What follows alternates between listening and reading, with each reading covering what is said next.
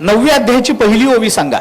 तरी अवधान एकले दीजे मग सर्व सुखासी पात्र होईजे. प्राप्त होईजे नाही, पात्र होईजे, प्राप्त नाही. लक्षात घ्या, सर्व सुखाच्या प्राप्तीचा विचार ज्ञानोबा बोलत नाही, सर्व सुखाच्या पात्रतेचा विचार बोलून दाखवतात.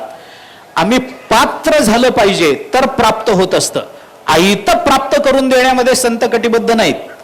आम्हाला आयत मिळवून देण्यात संत काही काम करत नाहीत. आम्हाला त्याची पात्रता निर्माण करून देतात. मग त्या पात्रतेनुसार आम्ही कष्ट केले पाहिजेत, आम्ही अभ्यास केला पाहिजे, आम्ही मरमर केली पाहिजे, आम्ही न चुकता वारीला आलं पाहिजे, आम्ही न चुकता नामस्मरण केलं पाहिजे, आम्ही न चुकता ज्ञानेश्वरी वाचली पाहिजे, आम्ही न चुकता ओव्यांचं चिंतन केलं पाहिजे. हे आमचं कर्तव्य आहे. पात्रता देणं हे संतांचं काम आहे. मग सर्व सुखासी पात्र होईजे, ही पात्रता ज्ञानोबा देतात. मी माझं ऐका, तुम्ही सर्व सुखानं युक्त व्हाल. नाही नाही नाही नाही, माझं ऐका, अवधान द्या, त्याच्याने काय होईल, तुम्हाला सुख मिळेल, पण मिळवण्याचा विश्वास मी निर्माण करून देईल, पात्रता तुम्हाला देईल. हे ज्ञानोबा विधान आहे. या दृष्टीनं ज्ञानोबा साधकांची आई होतात. हे हळूहळू हळूहळू पुढे जात जात जात जात कुठपर्यंत, ब्रह्मज्ञानापर्यंतचा हा प्रवास आहे. आता हे कसं झालं, एके ठिकाणी हे मातृत्व सिद्ध झालं. आता पितृत्वाचा विचार करा. पितृत्वाचं लक्षण आपण काय सांगितलं, माता सांभाळते वगैरे हे सगळं करते. पितृत्वाचा विचार सांगत असताना आपण काय बोललो होतो काल, अस्तिभाती प्रियत्व, हे पित्याकडून येतं ना, आणि नामरूप मायेकडून येतं. आता पित्याचा विचार करताना अस्तिभाती प्रियत्वाचा विचार करा. हा विचारही ज्ञानोबारायच आम्हाला सूचित करून देतात. ज्ञानोबारायच आम्हाला हे शिकवतात. अस्ति काय आहे, भाती काय आहे, आणि प्रियत्व कशात आहे. बाप काय करतो, मुलगा शिकतोय, त्याने काय शिकावं, कसं त्याने अभ्यास करावा, ही मातेची तळमळ आहे. त्या अभ्यासाकरता त्याला चांगलं जेवण मिळालं पाहिजे, बुद्धीची वाढ होण्याकरता हे आई बघते. तो वेळेवर शाळेत गेला पाहिजे, आई बघते. पण त्याची बुद्धी कोणत्या दृष्टीने पुढे जाणारी आहे, म्हणून कोणतं शिक्षण त्यांनी घेतलं पाहिजे, हे सहसा बाप ठरवतो. सहसा प्रायः. आता मी सध्याच्या काळातलं बोलत नाही, जुन्या काळातलं बोलतो बरं का. सध्याच्या काळामध्ये बापाला ठरवण्याकरता काही राहिलेलं नाही. सगळं मुलगाच ठरवतो, पोरगच ठरवतो. मला हे करायचंय, मला इंजिनिअरिंग करायचंय, मला डॉक्टर व्हायचंय. बाप सांगतो तुझी बुद्धी त्या क्षेत्रात चालणारी आहे का, तुला त्या क्षेत्रात गती आहे का, त्या क्षेत्रात तुला गती आहे हे जरी खरं असलं तरी तुझं हे शिक्षण मला परवडणार आहे का, याचा विचार कोण करणार, बापालाच करावा लागतो की नाही. शिक्षण बरोबर आहे, तुला त्याच्यात रसही आहे, पण हे मलाही परवडलं पाहिजे ना. तू काहीतरी हजारो लाखो रुपयाची फी भरून मला तिकडे घाला म्हणशील, माझी ताकद नाही. मग त्याच्याकरता काय करावं लागतं, आपला अधिकार नेमका कशात आहे आणि आपल्याला कोणत्या क्षेत्रामध्ये गती कशी प्राप्त होईल, हे जर बाप ठरवत असेल तर आपल्या प्रियत्वाचा विषय कोणता, हे जसं बाप ठरवतो तसं ज्ञानोबारायांनी आपल्याला सगळ्यांना सांगितलं की बाबा आपल्या प्रियत्वाचा विषय प्रपंच होऊ शकत नाही. आपल्या प्रिय, आपण माणूस आहोत ना, मनुष्यत्व नावाचा धर्म आपण जोपासलाय ना, मग आपल्या प्रियत्वाचं आलंबन हा प्रपंच आणि विषय असू शकत नाही. आपल्या प्रियत्वाचं आलंबन परमात्मा एवढंच राहिलं. हे आम्हाला कुणी शिकवलं, बाप असणाऱ्या ज्ञानोबाराने आमच्या विचाराला दिशा दिली. आमचं प्रियत्व कशात आहे, संसाराला प्रिय म्हणून चालणार नाही, विषयाला प्रिय म्हणून चालणार नाही. मग बाप जसं सांगतो, खेळात काय वेळ वाया घालवतो, थोडा वेळ अभ्यास कर, खेळ खेळू नको असं आमचं म्हणणं नाही. खेळ खेळत जा, पण सगळाच वेळ खेळात घालून काय मिळणार आहे बाबा तुला, काही नाही. अभ्यास केला पाहिजे, अर्धा तास खेळून ये, तासभर अभ्यास कर, पुन्हा अर्धा तास खेळायला जा, आमचं काही म्हणणं नाही. प्रपंच करू नका असं संत म्हणत नाहीत, खेळा ना, खेळू नका असं म्हणतच नाहीत, पण अर्धा तास तरी परमार्थ अभ्यासाला द्या ना, हेही संत आपल्याला सांगतात की नाही.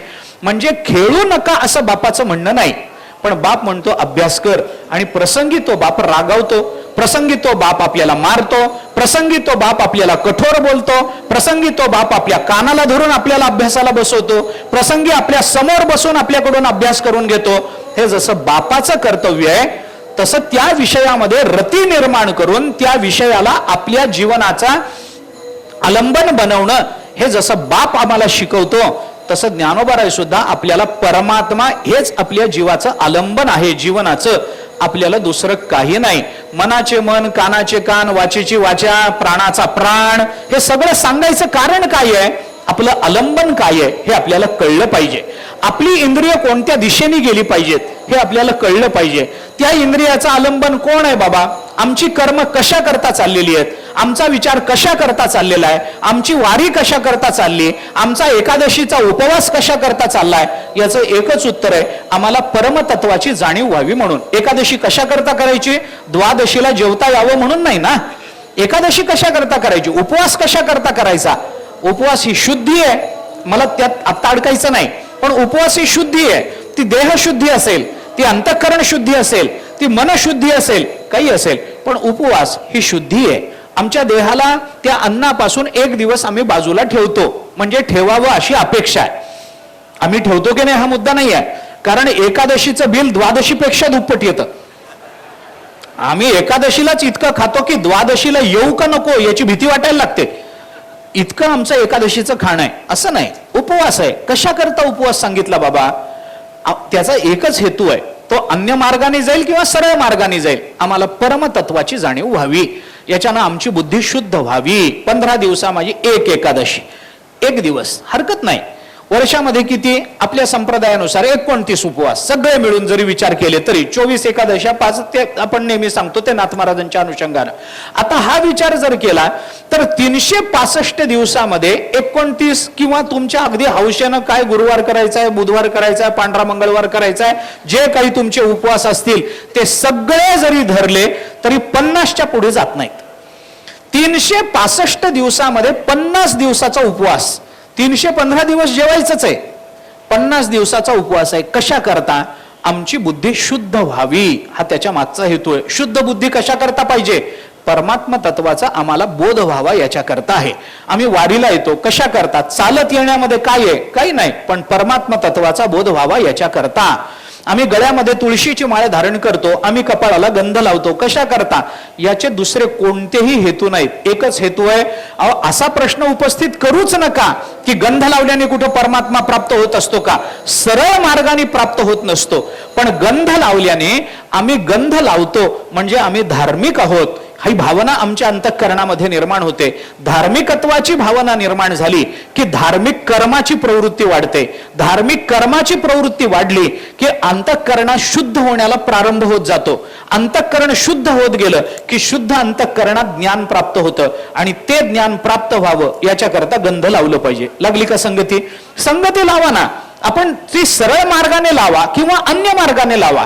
वारीकर चालत जाणं, कुठं चालत चालत ताप करून घ्यायचा 150-200 किलोमीटर, ज्ञानोबराय तुकोबरान आशाने कुठं देव भेटत असतो का?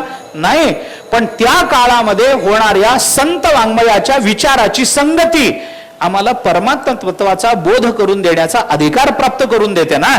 म्हणून असे प्रश्न उपस्थित करू नका संप्रदायामध्ये की खांद्यावर झेंडा घेतल्याने कुठं देव भेटत असतो काय, गंध लावल्याने कुठं देव भेटत असतो का, तुळशीची माळ गळ्यात घातल्याने कुठं देव भेटत असतो का? तो लगेच भेटणार नाही, पण देवाच्या भेटीचं ते फार महत्वाचं साधन आहे, हे आम्हाला विसरता येणार नाही. हे लक्षात घेतलं पाहिजे ना. आणि हे सगळं कशा करता चाललंय? तर परमतत्वाच्या प्राप्ती करता, भगवंताच्या भक्ती करता, परमात्म्याच्या उपासने करता. मग हे आम्हाला कुणी शिकवलं? आमच्या जीवनाचं आलंबन परमात्मा एकच आहे हे आम्हाला कुणी शिकवलं? हे ज्ञानोबरायांचं पितृत्व आपल्याला लक्षात घेता येतं. मला बाकीचं आता विस्तारानं बोलायला वेळ नाही. अस्तित्व, भातित्व, प्रियत्व या सगळ्याबद्दल आता बोलायचं कारण नाही, पण विषयाकडे प्रवृत्त होणाऱ्या जीवाला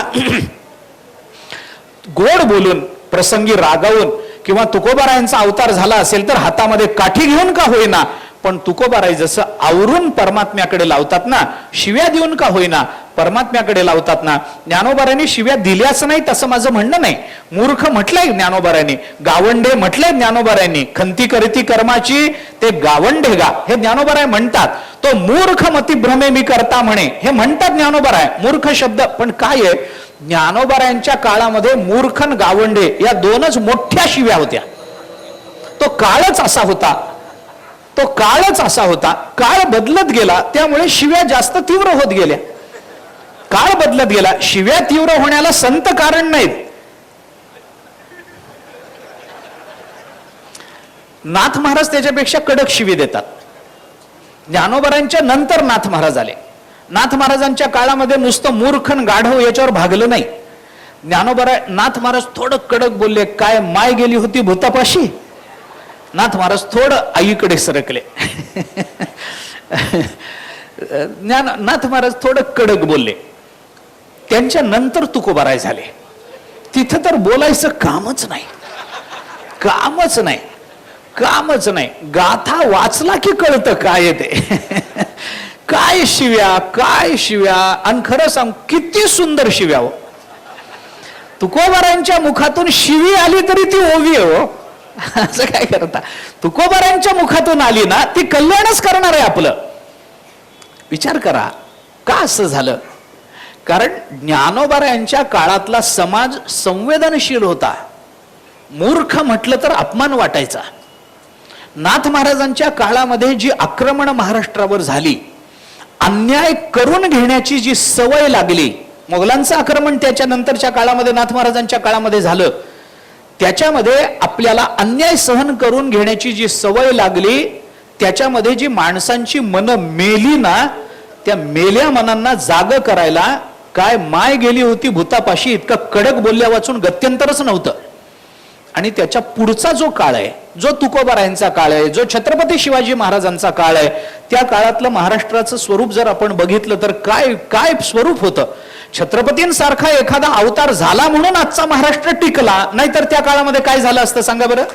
काय झालं असतं? काही नाही, काही नाही. आपण कुठेही गेलो असतो, कदाचित हिंदू तरी राहिलो असतो का नाही देव जाणे, माणूस तरी राहिलो असतो का नाही देव जाणे. पण छत्रपतींनी आमच्यावर अनंत उपकार केले, उपकार केले.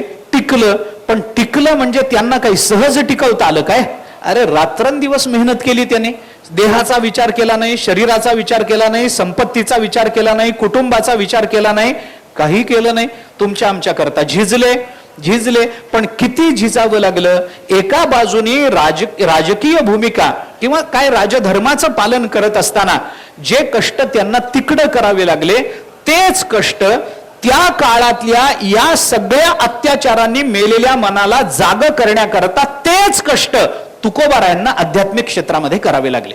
राजधर्म पाळताना छत्रपती शिवाजी महाराजांना जे कष्ट आहेत, तेच कष्ट अध्यात्म धर्माची स्थापना करताना तुकोबारायांना करावे लागले. आणि करताना जसं शिवाजी महाराजांना कष्ट करत असताना कुणाचाही विचार न करता तलवार चालवावी लागली स्वराज्याकरता, तसं तुकोबारायांना सुद्धा कुणाचाही विचार न करता तोंडाची आणि शब्दाची तलवार चालवावी लागली परमात्म तत्वाकरता. असा विचार आपल्याला समानतेनं करावा लागेल. आणि असा जर विचार केला तर तुकोबारायांच्या शिव्या रास्त आहेत हे आपल्याला मान्य करावं लागतं. छत्रपतींच्या हातातली तलवार जशी रास्त आणि योग्य आहे, तशी तुकोबारायांची त्या काळातली भाषा रास्त आणि योग्य आहे. कारण का? आपण इतके मुरदाड झालो होतो की हातातल्या काठीनं प्रहार केल्याशिवाय आपण जागेत झालो नसतो, म्हणून तुकोबारायांना बोलावं लागलं. शिव्या देण्याची हौस आहे म्हणून तुकोबाराय बोलले नाहीत.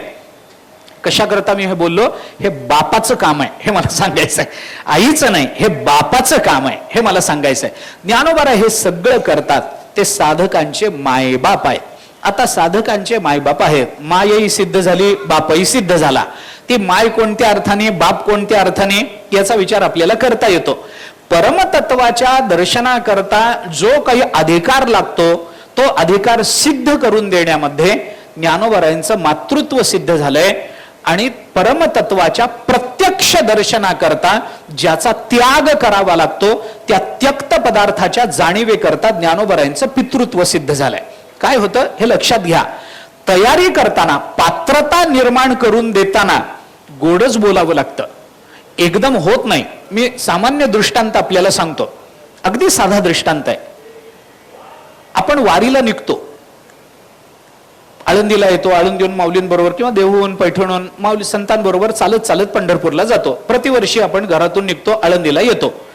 आळंदीला निघताना गावातून काही नवीन मुलं म्हणा, नवीन एखादा माणूस, अहो तुम्ही दरवर्षी जाताना आम्हालाही जायचंय हो, आम्हालाही वारीला जायचंय, आम्ही तुमच्या बरोबर आलो तर चालेल का, असं म्हणल्यानंतर त्याच्याकडे बघून जर आपण त्याला रागवायला लागलो, म्हणायला लागलो, इतके दिवस काय झोपले होते काय तुम्ही, इतके दिवस झोपले होते तुम्ही, अहो आधीच यायचं, हे काही वेळ आहे का, आता वय उलटून गेले, होईल का तुमच्याच्याने चालणं, चालणं होत नसतं आता, अरे फार कष्ट असतात तिथं, पायाला फोड येतात, चप्पल चावते, पाऊस पडतो, ऊन लागतं, भाकरी मिळत नाही, कधी कधी तंबूत बसून जेवावं लागतं, अमुक आहे तमुक आहे, दिंडी चुकते, रस्ता चुकतो, 4-5 किलोमीटर भरकटत जावं लागतं, चालायचं त्राण राहत नाही, तिथंच बसून राहावं वाटतं. आणि तुमच्या ज्याने होतं काय? काही होत नसतं. आणि त्याच्यात सासवडचा घाट आणि एकादशीचा दिवस, असं कुठं होतं काय? असं होत नाही. आता तुमच्यात ताकद आहे का? ताकद आहे का? दिंडी सोडून राजगिऱ्याचे लाडू गोळा करत फिरायची ताकद आहे का तुमच्यामध्ये? तर वारीला या, नाहीतर कशा करता वारीला येता?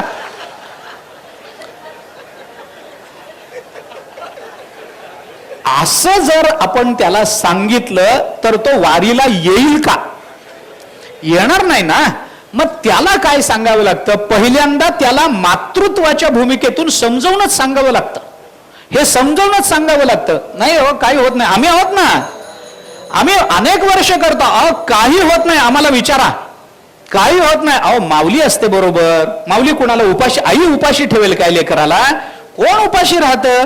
लाखो लोक चालतात, हजारो दिंड्यांमधून अन्नदान होतं, आणि तुम्ही एकटे उपाशी राहाल काय?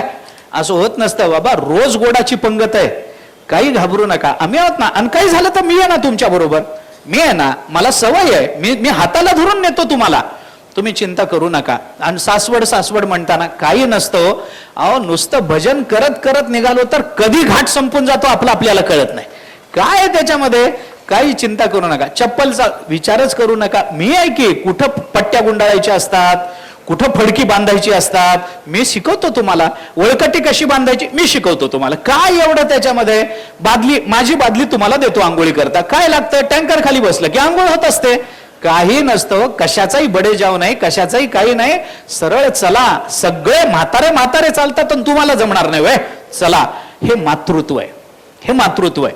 असं करून त्याला प्रवृत्त करावं लागतं, वारीला आणावं लागतं. आणि आल्यावर त्याला एकदा चटक लागली की मग त्याला काही सांगायची गरज राहत नाही. तिथपर्यंत आणणं, परमार्थाच्या अधिकाराची सिद्धी करून देण्याकरता मातृत्व लागतं. आणि अधिकार सिद्ध झाल्यानंतर साधनेमध्ये येताना जी कठोरता लागते ती कठोरता पित्याकडून घ्यावी लागते. मग तिथं आल्यानंतर मग पुढे त्याला सवय लागली, मग सांगावं लागतं, आता हे कपडे कमी करा, एवढ्याची गरज नसते, थोडे कपडे ठेवावेत, ओझं कमी करत चला, मोकळं चालता आलं पाहिजे माणसाला. किती बाटल्या गोळा करणार पाण्याच्या? किती गोळा करणार? बस झाले की. किती डोक्यावर ओझं घेऊन फिरणार? आता सोडून द्या. किती पाणी लागतं? कुठे मिळतं पाणी? सोडा सोडा सोडा सोडा. कठोर व्हा, विषयाचा त्याग करा. हे करत बसू नका. थोडंसं जेवण जेवा बरं, जास्त जेवू नका, नाही तर पहाटे जाग येणार नाही बरं. थोडंसं जेवा, मर्यादित जेवा, आहारयुक्त घ्या, चालत चला, थोडं म्हणत भजन करत चला. किती विचार कराल?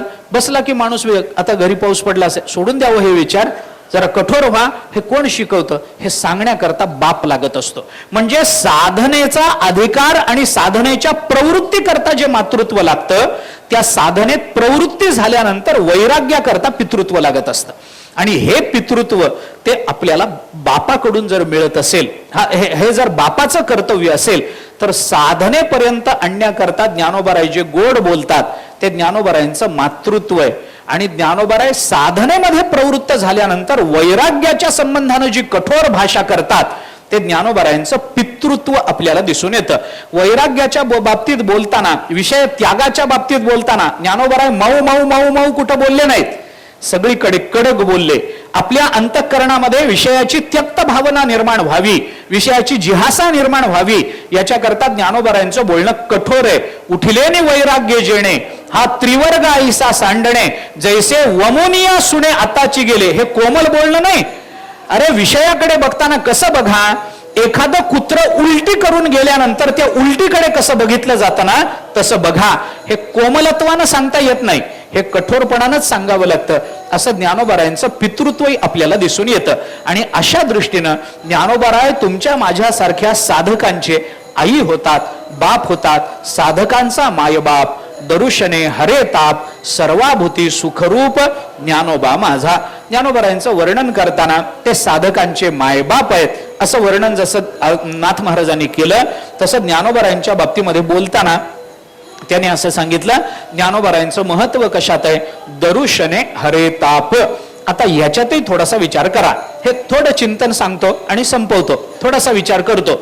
आता साधकाचा मायबाप याचा विचार करताना ज्या पद्धतीनं आपण विस्तार केला तो केला. नाथ महाराजांच्या या चरणाच्या अनुषंगानं जर याची संगती लावायची झाली तर ही संगती सुद्धा एका अर्थानं लावून देतो. ज्ञानोबाराय साधकांचे मायबाप आहेत. हे मायबाप आहेत म्हणजे काय? ज्ञानोबाराय माय आहेत कशावरून? दरुशने हरेताप. आणि ज्ञानोबाराय बाप आहेत कशावरून? सर्वाभूती सुखरूप आहेत. आणि हे सगळं मिळून काय आहेत? तर ज्ञानोबा माझा आहे. ही संगती आपण सरळ लावून घ्या. का असं? ही संगती अशी का लावता येते याचा एक युक्तिवाद फक्त सांगतो. युक्तिवाद, संगतीसाठी हा युक्तिवाद सांगतो, ऐका. दरुशने हरेताप. लहान मूल आहे. लहान मुलाला कशाची तरी भीती वाटली. लहान मुलाला काहीतरी लागलं, काहीतरी खरचटलं, कुठंतरी ठेच लागून ते मूल पडलं. त्याला लागतं. पडल्यानंतर ते लागतं म्हणून रडतं. ते रडतं.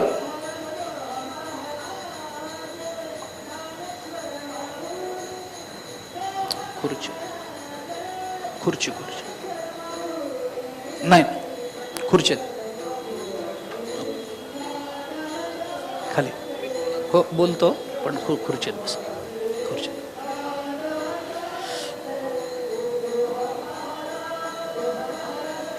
लहान मूल पडतं, त्याला लागतं, ते धडपडतं, ठेचकाळतं, कुठेतरी खरचटतं, त्याला रडतं.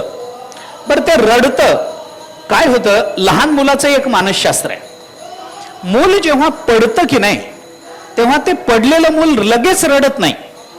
लगेच रडत नाही. मुलाची काय गंमत आहे? ते पडतं आणि पडल्यानंतर आधी रडत नाही, आधी इकडं तिकडे बघतं.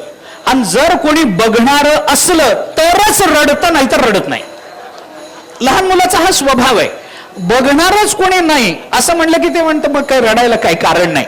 कारण का? आपला अपमान झाला हे बघणार जर कोणी नसेल ना तर माणसाला त्याचा अपमान वाटत नाही.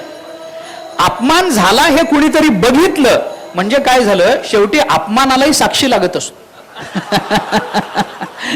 याचा अर्थ असा झाला, अपमान सुद्धा अपमानाचं अपमानपण हे त्याच्या साक्षीत्वातलं अर्थ झाला. त्याला कोणीतरी लागतं. ते लहान मूल पडतं. पडल्यानंतर अरे अरे अरे उठ उठ उठ म्हणून कोणी धावत गेलं की मग रडायला जोर येतो त्याला. जास्त लोक जास्त रडणं, कमी लोक कमी रडणं, असं नियमच आहे ते समीकरण. मग ते कोणीतरी जात, अरे पडला पडला, उचला उचला, रडतं. आता हे मूल रडतं रडतं रडतं, पुष्कळ वेळ रडतं, ते थांबत नाही. मग न थांबलं की माणसं काय करतात? काही नाही, त्याला उचलतात आणि त्याच्या आईकडे देतात. बस त्या आईला त्या मुलाने बघितलं की ते मूल शांत होऊन जातं. होतं की नाही? होऊन जातं.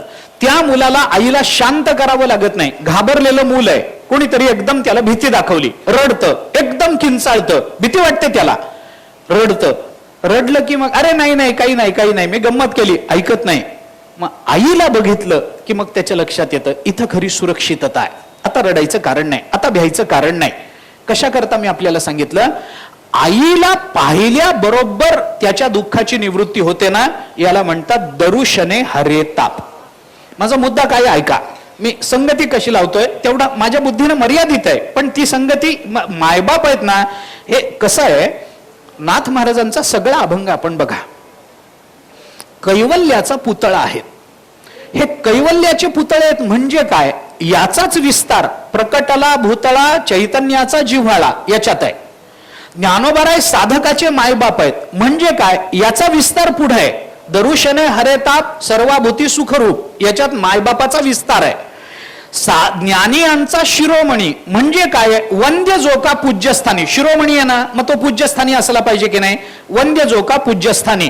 आणि काय आहे? चिंतकाचा चिंतामणी, कारण ज्ञानियांचा आहे ना, त्यामुळे चिंतकाचा चिंतामणी होणार. त्याचाच विस्तार पुढच्या 2 चरणामध्ये.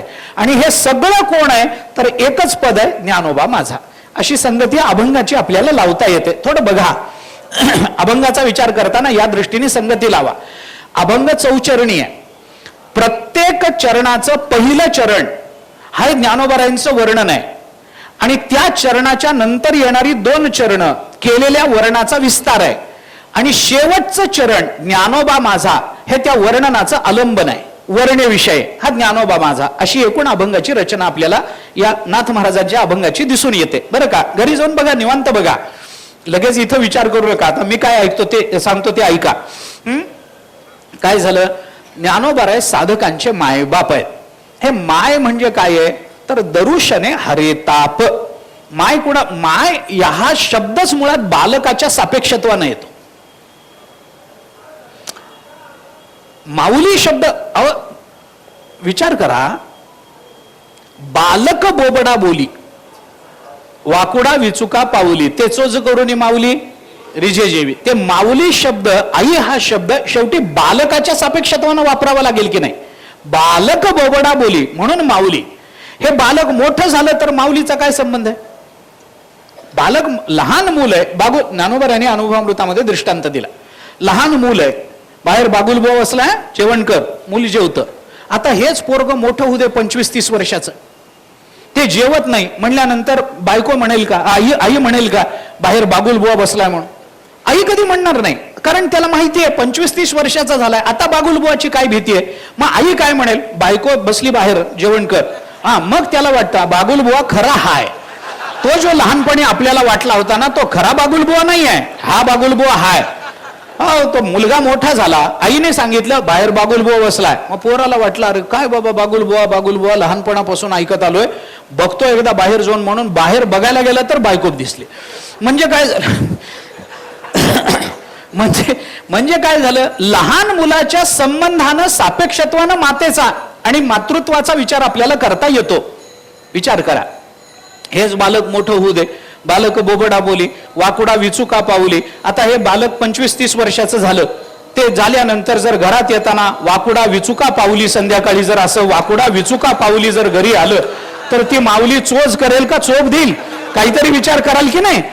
ती माऊली चोच करत बसेल का, कौतुक करेल का त्याचं, नाही ना. हे संध्याकाळच्या वेळेला बोबडं बोलणारं मोठं पोरग, संध्याकाळच्या वेळेला वाकडं चालणारं मोठं पोरग, याला काही माऊलीचा संबंध नाही, तिथं मातृत्वाचा संबंध येत नाही. लहान मुलांच्या संबंधानं दरुशने हरे ताप याच्याकरता मी बोलतोय. तिच्या दर्शनामध्ये जसं मुलाच्या तापाची निवृत्ती होते ना, तसं नाथ महाराज म्हणतात ज्ञानोबाराय आम्हाला बोलतील न बोलतील, काय होईल ते होईल न होईल, परंतु ज्ञानोबारायांचं आम्हाला दर्शन झालं तरी त्रिविध तापाची झाली बोळवण, त्रिविध तापाची निवृत्ती होऊन जाते. बालकाला मातेच्या दर्शनामध्ये जसं ताप निवृत्ती आहे, तसंच आम्हाला सुद्धा ज्ञानोबारायांच्या दर्शनामध्ये तापनिवृत्ती आहे. हे नाथ महाराज बोलून त्याची उदाहरणं प्रमाण पुष्कळ आहेत. आपल्याला अजून एक छोटासा कार्यक्रम करायचा आहे, 1-2-5 मिनिटांमध्ये मी संपवतो. आता ज्ञानोबाराय काय आहेत, दरुशने हरे ताप, याच्यामध्ये साधकाचा मायबाप. साधकाने ज्ञानोबारायांचं दर्शन घेतलं की साधकाच्या तापाची निवृत्ती होते. हा एक विचार झाला. आता बाप या शब्दाचा विचार करायचा झाला तर सर्वाभूती सुखरूपत्व हे बापाचं लक्षण आहे. बरं का, आपण कसेही जरी असू, आपल्याकडून ज्ञानेश्वरी चुकीची वाचली गेली असेल, आपल्याकडून नामस्मरण करताना काहीतरी दोष घडला असेल, काही झालं असेल, पण बाप जसा घरातल्या सगळ्या सदस्यांच्या सुखाचा समानत्वानं विचार करतो, तसं ज्ञानोबाराय तुम्ही ज्ञान मार्गानं जा, भक्ती मार्गानं जा, योग मार्गानं जा, कर्म मार्गानं जा, ज्ञानोबाराय सर्वाभूती सुखरूप आहेच आहेत. हे ज्ञानोबारायांचं पितृत्व आपल्याला लक्षात घेतलं पाहिजे. वेदाच्या बाबतीत बोलताना जगी समान सकृप हिता हित दाविता दीप म्हणून आपण ज्ञानोबारांकडे लावलं ना, तसं इथं सुद्धा सर्वाभूती सुखरूपत्व, सर्व भूतांच्या संबंधानं ज्ञानोबारांच्या अंतःकरणामध्ये सुखाची भावना आहे. यांना सुख मिळालं पाहिजे ही भावना आहे. म्हणून तुम्ही बघा, या सगळ्याचा आपण एक अगदी सामान्य मी उदाहरणं देत जातो, नेहमी दिली जातात तीच प्रमाणे देऊन मी आपल्याला पुढे नेतो. ज्ञानेश्वरी ज्ञानोबारांनी निर्माण केली, निवृत्तीनाथ महाराजांच्या आज्ञेनं निर्माण केली, मान्य आहे, हे सगळं मान्य आहे. गीतेवरची टीका म्हणून निर्माण केली, गीता सगळ्यांना कळत नाही म्हणून निर्माण केली. पण हे करत असताना ज्ञानोबारायांनी ज्ञानेश्वरीच्या निर्मितीच्या मागचे जे हेतू ज्ञानेश्वरीमध्ये वारंवार बोलून दाखवलेत, त्याच्यामध्ये ज्ञानोबारायांनी जसं गीता एकट्या अर्जुनाकरताच प्रकट झाली, तशी ज्ञानेश्वरी कुणा एकट्या करता प्रकट झाल्याचं उदाहरण आहे का कुठं? कुठे ओवीचं एखादं प्रमाण आहे का की यांच्या करताच ज्ञानेश्वरी आहे? नाही. अर्जुनाची पाती परिसण या योग्य होती, मान्य आहे, मान्य आहे. पण अर्जुनाच्या पंक्तीला बसणं हा अर्जुन कोणता आहे याचाही विचार केला पाहिजे.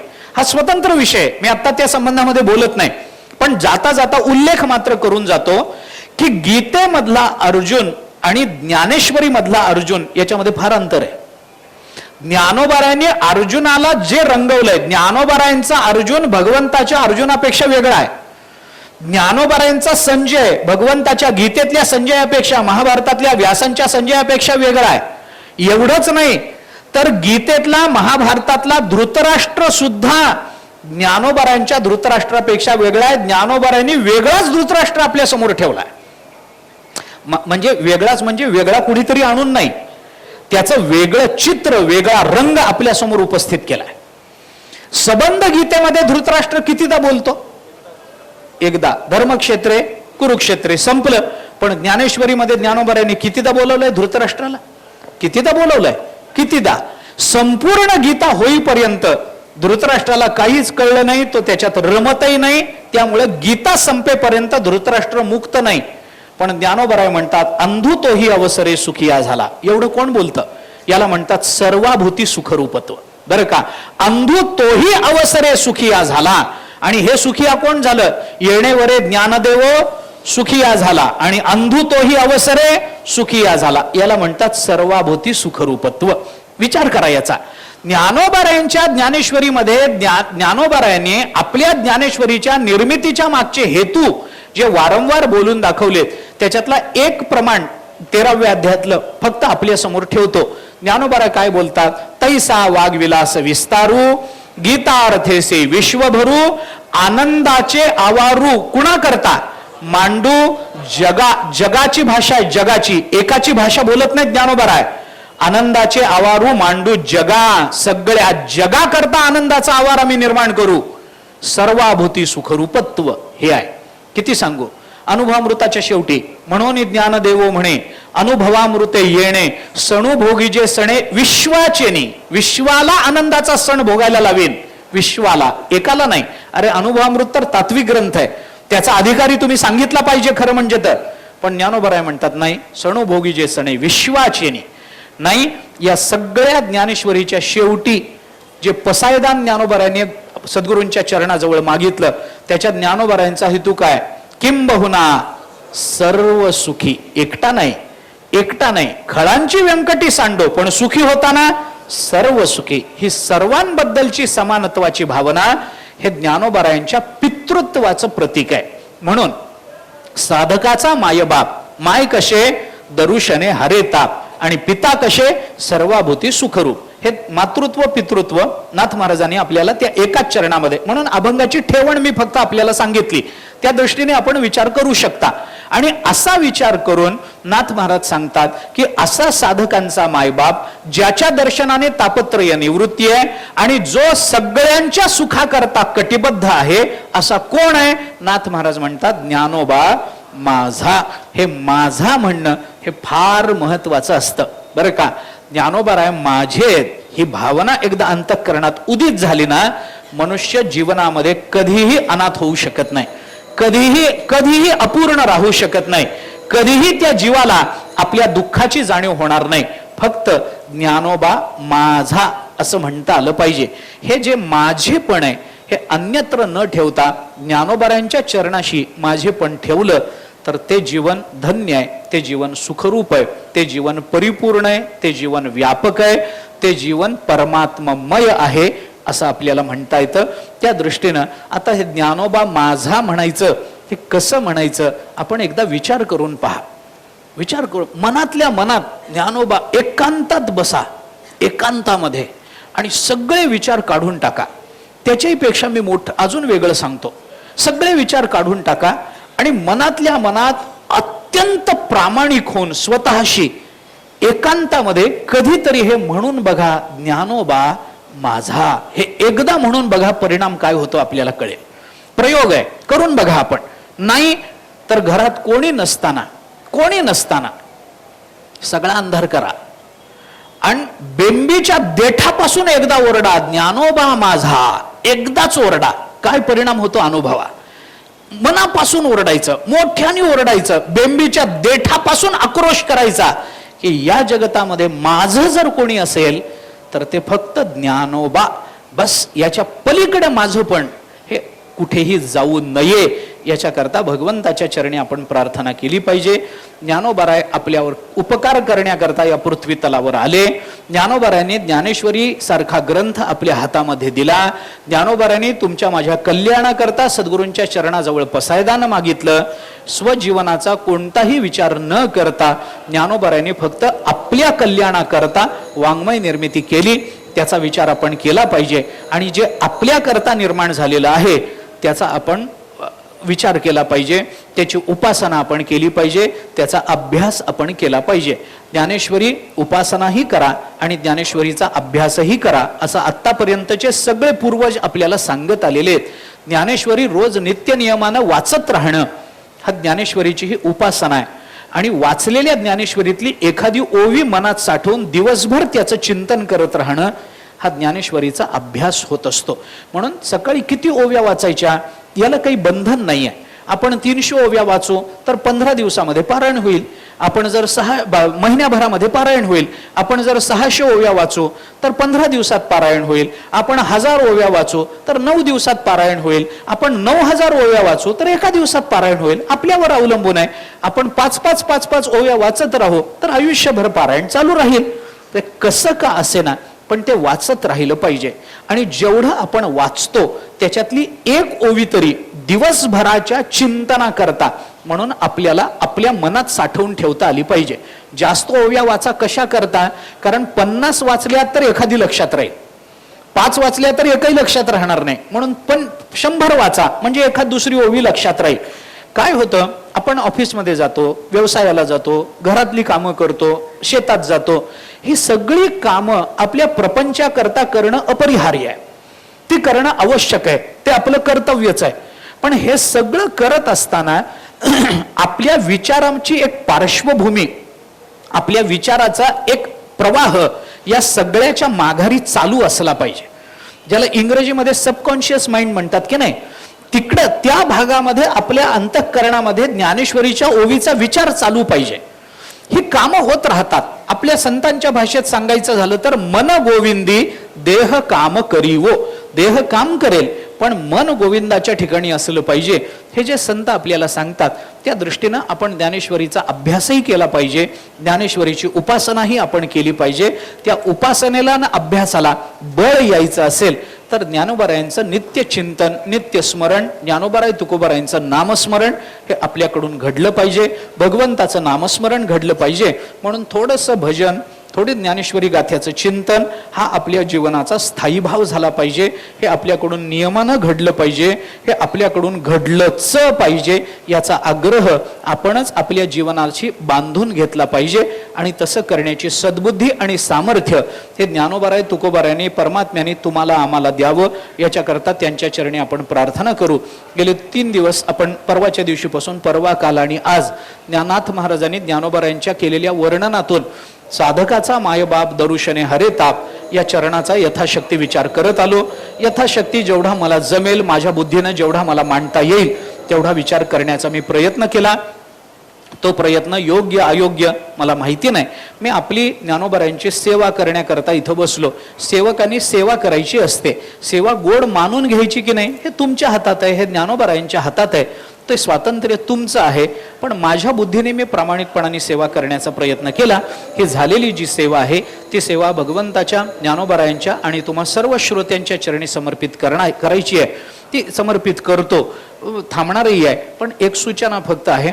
आत्ता लगेच परमपूज्य श्रद्धेय आदरणीय महामंडलेश्वर अमृताश्रम स्वामी महाराज इथं उपस्थित झालेत. त्यांनी एका ग्रंथाची निर्मिती केली आहे.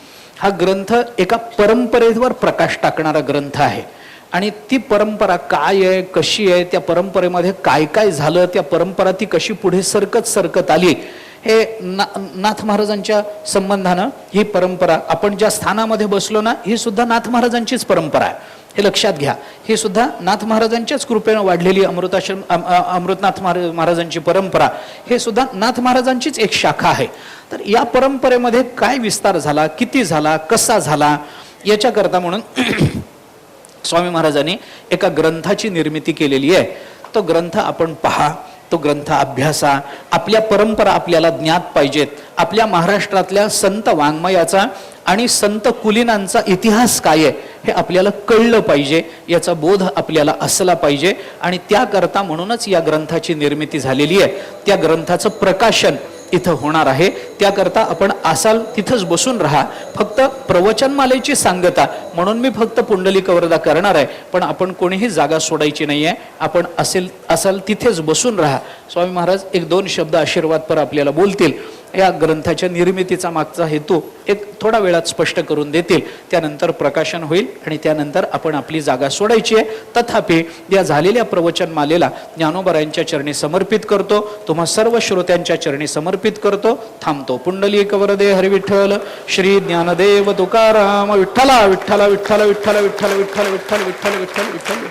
पुंडलिक वरदे हरी विठ्ठल श्री ज्ञानदेव तुकाराम माऊली ज्ञानेश्वर महाराज की जय. जगद्गुरु तुकाराम महाराज.